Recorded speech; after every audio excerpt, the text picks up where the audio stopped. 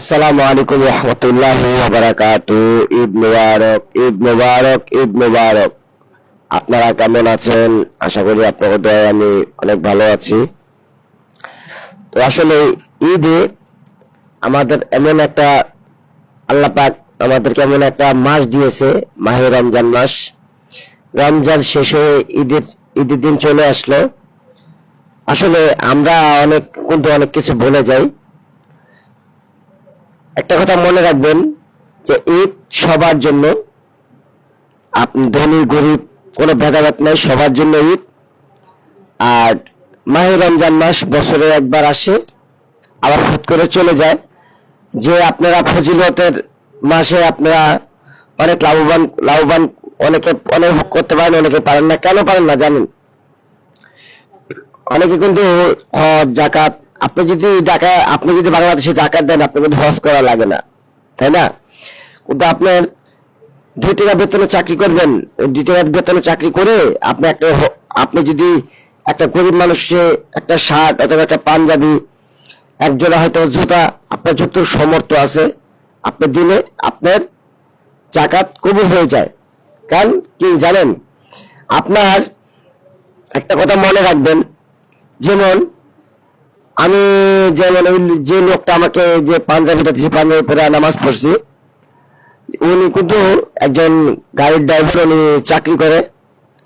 তো ওনার হাউজে আমি যে রিক্সা চালাই, ওনার হাউজে আমার গাড়িটা রেখে উনি আমাকে মার্কেট থেকে এই পাঞ্জাবিটা কিনে দিয়েছে, আবার এই জুতা কিনে দিয়েছে, তারপরে হলো আপনার এই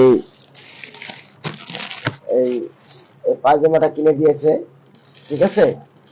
তো আসলে ভাই, মানুষের আজকে টাকা পয়সা কিছু হয় না ভাই। আজকে মনে কালকা 2 দিন। মানুষের দোয়াটা সবচেয়ে থেকে বেশি প্রয়োজন। ঠিক আছে? আমি এই ভাইটার জন্য দোয়া করবো, যেন ভাইটা জানি অনেক টাকা পয়সার মালিক হয়।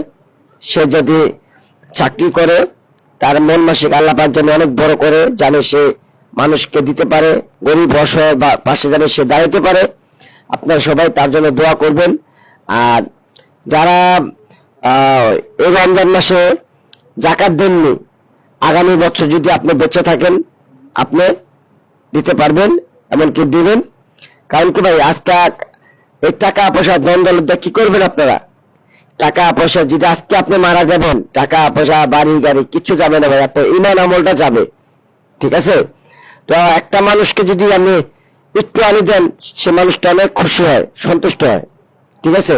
আপনি যদি একটা পাঞ্জাবি, একটা লুঙ্গি যদি করে দিতে পারেন এই ফজিলতের মাসে, তাহলে আপনি অনেক সওয়াব পাবেন, অনেক সওয়াব। এটা ভাষা প্রকাশ করা যাবে না, অনেক সওয়াব পাবেন। কেন জানেন?